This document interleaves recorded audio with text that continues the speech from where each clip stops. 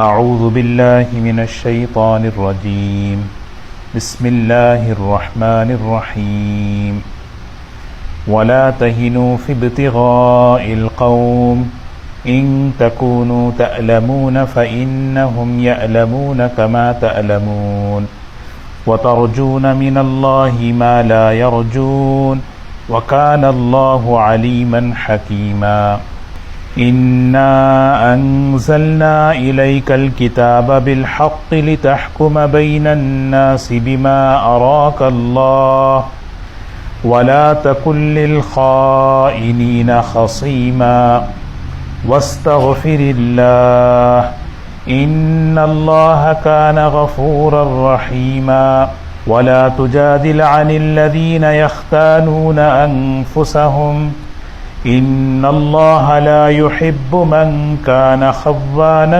أثيما يستخفون من الناس ولا يستخفون من الله وهو معهم إذ يبيتون ما لا يرضى من القول وكان الله بما يعملون محيطا ها أنتم هؤلاء جادلتم عنهم في الحياة الدنيا فمن يجادل الله عنهم يوم القيامة أم من يكون عليهم وكيلا ومن يعمل سوءا أو يظلم نفسه ثم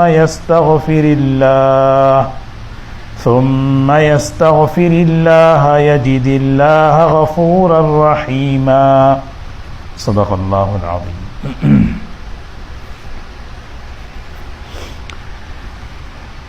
گزشتہ آیتوں میں اللہ تعالیٰ نے نماز کا ذکر فرمایا. آگے فرماتے ہیں وَلَا تَهِنُوا فِي ابْتِغَاءِ الْقَوْمِ، کمزوری نہ دکھلاؤ، سستی نہ دکھلاؤ، نہ نماز میں کسی بھی چیز میں، کسی بھی عمل میں سستی نہیں دکھلانا ہے. وہن کہتے ہیں آدمی جو ہے بزدل ہو جائے کسی کام کے کرنے میں. اللہ کے رسول صلی اللہ علیہ وسلم نے سستی سے پناہ مانگی. اللہم انی اعوذ بک من الکسل، اے اللہ میں سستی سے پناہ مانگتا ہوں. اسی لیے حکیم الامت حضرت تھانوی رحمۃ اللہ علیہ فرماتے ہیں سستی کا علاج جو ہے ہمت ہے. بار بار آدمی ہمت کرے، اللہ تبارک و تعالی جو ہے اس سستی کو دور کریں گے. سستی کا کوئی وظیفہ نہیں ہے دور کرنے کے لیے. تو آگے فرمایا وَلَا تَهِنُوا فِي ابْتِغَاءِ الْقَوْمِ، دشمن جو ہے مقابلے پر آتا ہے، وہ دشمن کسی بھی قسم کا ہو، چاہے وہ جان پر حملے کرنے کے لیے ہو، چاہے وہ ایمان پر حملہ کرنے کے لیے ہو. ایمان پر حملہ کرنے کے لیے کتنے فتنے آج ہمارے درمیان دوڑ رہے ہیں، تو اس کا مقابلہ کرنے کے لیے ہمت نہیں ہارنا ہے. وَلَا تَهِنُوا، سستی نہیں دکھانا، ہمت سے کام کرنا ہے. إِن تَكُونُوا تَأْلَمُونَ فَإِنَّهُمْ يَأْلَمُونَ كَمَا تَأْلَمُونَ، فرمایا کہ اگر تمہیں تکلیف پہنچی ہے، انہیں بھی تو تکلیف پہنچی ہے. ایک غزوے میں صحابہ زخمی ہوئے، اللہ تعالیٰ نے تسلی دی. تمہیں تکلیف ہوئی، درد ہوا، زخم پہنچا ہے تو گھبراتے کیوں ہو؟ ان کو بھی ہوا ہے، انہیں بھی تکلیف ہوئی ہے. لیکن دونوں کی تکلیفوں میں بڑا فرق ہے. ایمان کی نسبت پر تکلیفیں آتی ہیں تو درجات بلند ہوتے ہیں، گناہ معاف ہوتے ہیں. وہی فرمایا فرق یہ ہے وَتَرْجُونَ مِنَ اللَّهِ مَا لَا يَرْجُونَ، تم اللہ سے امید رکھتے ہو، وہ اللہ سے امید نہیں رکھتے. بس یہ دنیا امتحان کی جگہ ہے، حالات کی جگہ ہے، مختلف قسم کے حالات. لیکن ایمان والا اللہ سے امیدوار رہتا ہے.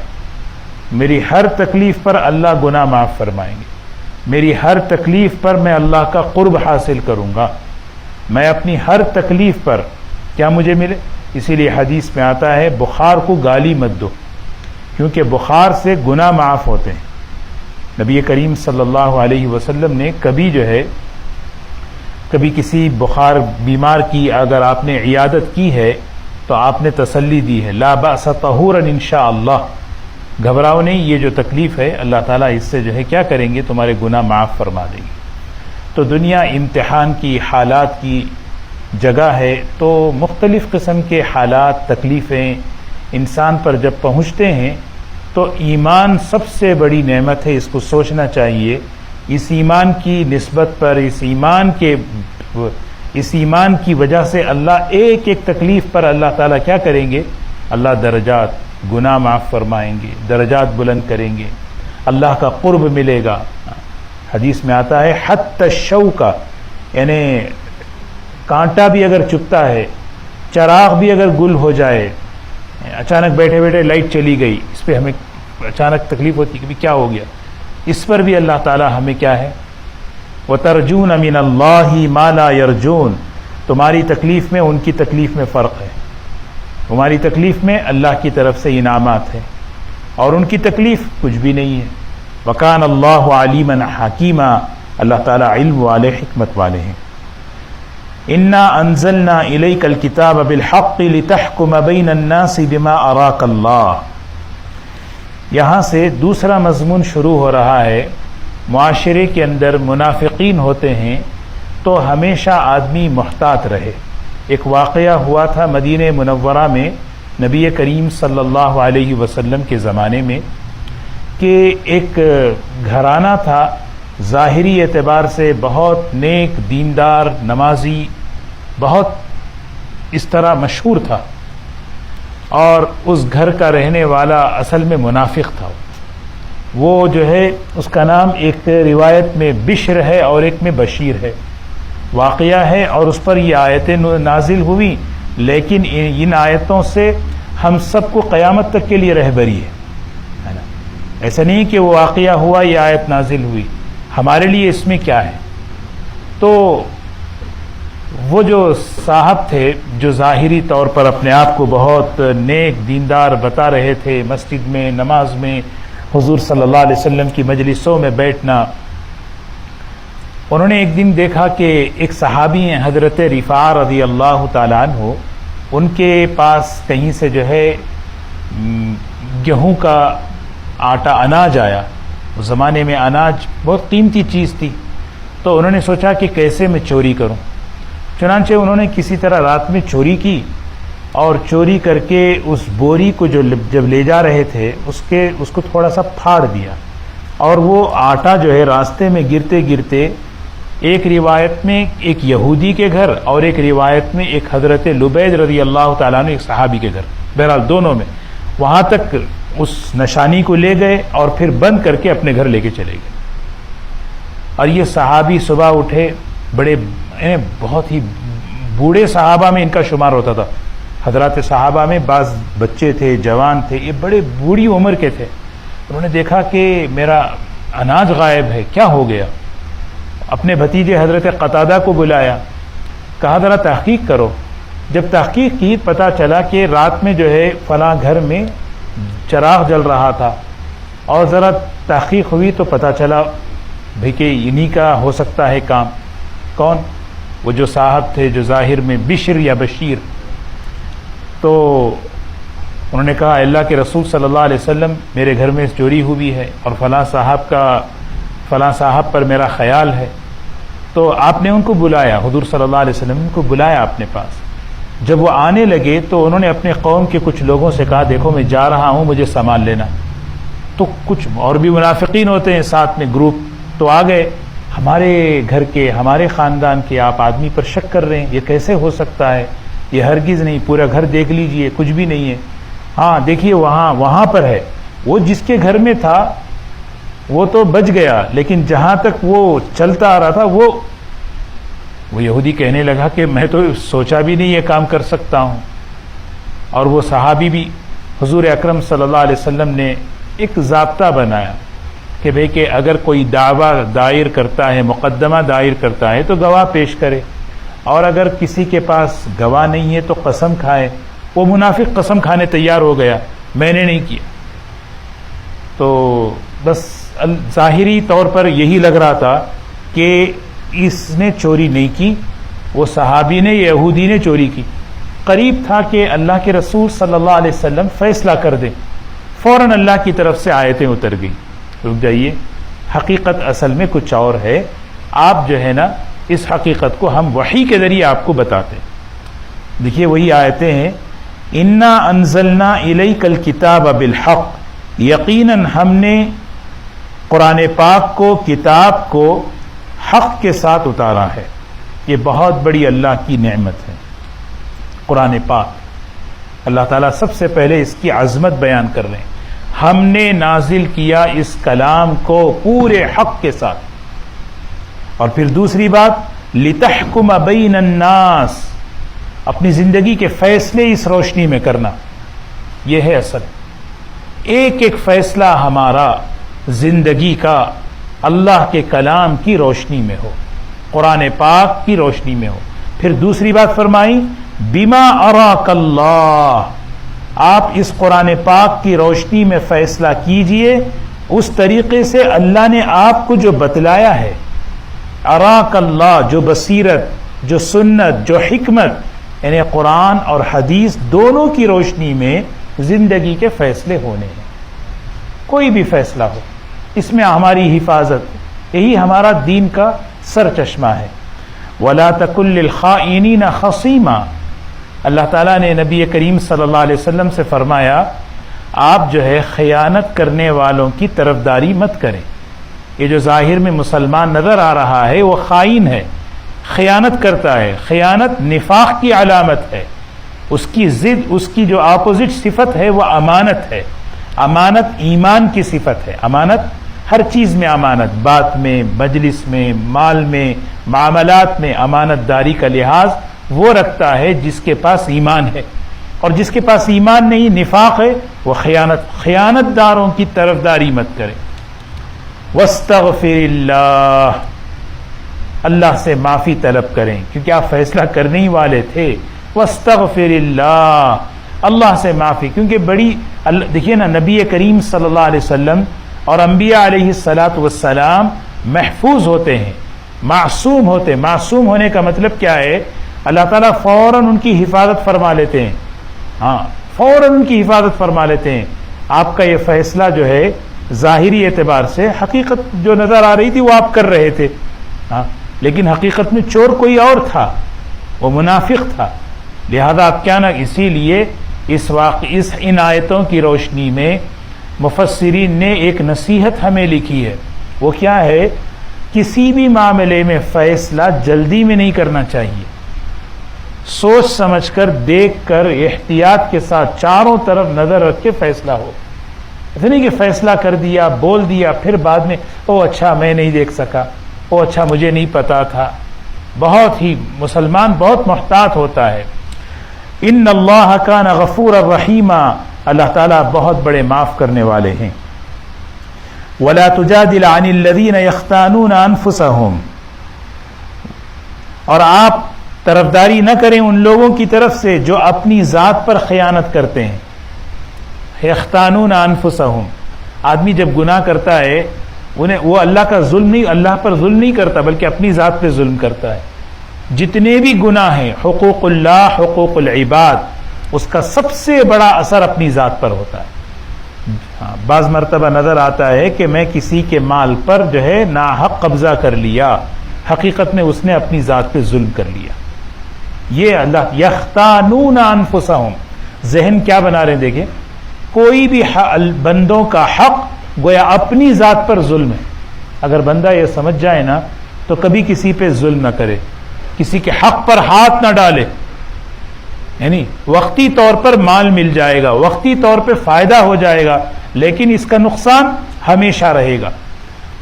ان اللہ لا يحب من کان خوانا اثیما، آثم گنہگار کو کہتے ہیں، خائن خیانت کرنے والے کو کہتے ہیں۔ ایک مرتبہ کبھی گناہ ہو جائے توبہ کر لے، کبھی خیانت اللہ نہ کرے کبھی ہو گئی توبہ کر لے۔ خوان کہتے ہیں مزاج میں خیانت آ جانا، اثیم کہتے ہیں مزاج میں گناہ آ جانا۔ یہ بڑی خطرناک چیز ہے، اللہ تعالیٰ پسند نہیں کرتے اس شخص کو جو خوان ہے، یہ بہت مبالغے کا صیغہ، جس کے مزاج میں، جس کی طبیعت میں خیانت اس کی ایک صفت بن گئی، ہر معاملے میں خیانت کر رہا ہے. ہر گناہ ہوتا ہے، کون ہے انسان جو کہے میرے سے گناہ نہیں ہوتا؟ اللہ کے رسول صلی اللہ علیہ وسلم فرماتے ہیں تم سب کے سب گنہگار، بہترین گنہگار توبہ کرنے والا. توبہ تو ہے، استغفار ہے، لیکن گناہ کا مزاج بن جانا، گناہ پر اصرار ہونا، یہ ہے اثیم. اللہ پسند نہیں کرتے اس شخص کو. اللہ ہم سب کی حفاظت فرمائے. یستخفون من الناس ولا یستخفون من اللہ. کتنی بات دیکھیں سبحان اللہ. آدمی جو ہے یہ نفاق جو ہوتا نا، اللہ ہم سب کی حفاظت فرمائے. منافق کیا ہے؟ لوگوں میں اپنا دبدبہ باقی رکھنا چاہتا ہے. تنہائی اس کی بڑی خطرناک ہوتی ہے. اسی لیے اللہ تعالیٰ سے تنہائی کے گناہوں سے معافی مانگنا. اے اللہ تنہائی کا تقوی دے، تنہائی کے گناہوں سے بچائے. تنہائی کے گناہ بڑے خطرناک ہوتے ہیں.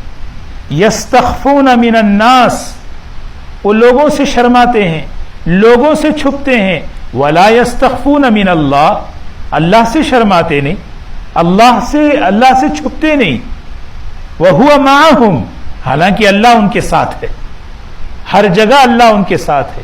ایمان والے کا یہ یقین ہوتا ہے اللہ میرے ساتھ، تنہائی میں بھی اللہ میرے ساتھ، جلوت میں لوگوں کے درمیان بھی اللہ میرے ساتھ.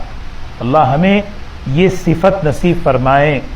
جب یہ یقین پیدا ہوتا ہے ہماری تنہائی پاک صاف ہوتی ہے، گناہ ہو جائے اللہ سے معافی مانگ لیتی. یستخفون من الناس، یہ سب جو ہے نا، یہ پورا رکوع جو ہے اس واقعے کے ضمن میں نفاق کی علامتیں بیان کر کے اللہ تعالیٰ ایمان والوں کو بتا رہے ہیں دیکھو ان سب چیزوں سے اپنے کو بچاؤ تاکہ تمہارا ایمان پاک صاف ہو. یستخفون من الناس، وہ لوگوں سے تو شرماتے ہیں. ولا یستخفون من اللہ، اللہ سے شرماتے نہیں، اللہ سے حیا نہیں کرتے. وہو معہم، حالانکہ اللہ ان کے ساتھ ہے. علم کے اعتبار سے، قدرت کے اعتبار سے، ہر اعتبار سے اللہ ہمارے ساتھ. اذ یبیتون ما لا یرضی من القول، جس موقع پر وہ رات گزار رہے تھے. یبیتون، بیت کہتے ہیں گھر، رات گزارنے کی جگہ. عربی میں گھر کو بیت کہتے ہیں. بیت کا معنی کیا ہے؟ جہاں میں رات گزارتا ہوں. یبیتون، اور گزارتے ہیں کس حال میں؟ ما لا یرضی من القول، ایسی تدبیریں، ایسے کام، ایسی باتیں کرتے ہیں جس سے اللہ راضی نہیں، جس سے اللہ راضی نہیں. تنہائی کی مجلسیں، 4 آدمی بیٹھے ہیں، کیا بات ہو رہی ہے کسی 5ویں کے بارے میں؟ 5 آدمی بیٹھے ہیں، 6 کے بارے میں کیا بات ہو رہی ہے؟ وَهُوَ مَعَكُمْ أَيْنَمَا كُنْتُمْ مَا يَكُونُ مِن نَجْوَى ثَلَاثَةٍ إِلَّا هُوَ رَابِعُهُمْ. 3 ہیں تو چوتھا اللہ ہے، 4 ہیں تو 5واں اللہ ہے.